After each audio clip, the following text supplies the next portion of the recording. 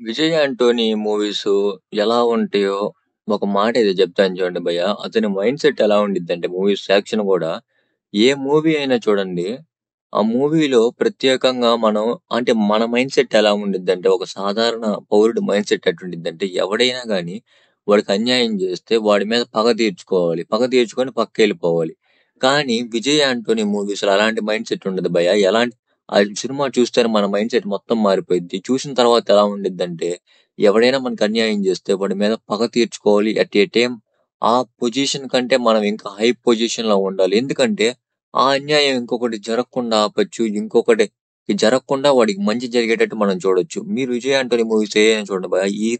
ఇలాంటి మైండ్‌సెట్ అయితే మీకు ఖచ్చితంగా వచ్చిద్ది భయ్యా. ఇలాంటి మైండ్‌సెట్‌కి వచ్చినోళ్ళు ఉంటే ఖచ్చితంగా సబ్స్క్రైబ్ చేయండి. ఇలాంటి మరిన్ని ఇంట్రెస్టింగ్ అప్డేట్స్ కోసం బెల్ ఐకాన్ ప్రెస్ చేయండి. ఇలాంటి మరిన్ని హీరోస్ మైండ్‌సెట్ తెలియాలంటే సబ్స్క్రైబ్ కొట్టండి. లైక్ కూడా కొట్టండి భయ్యా.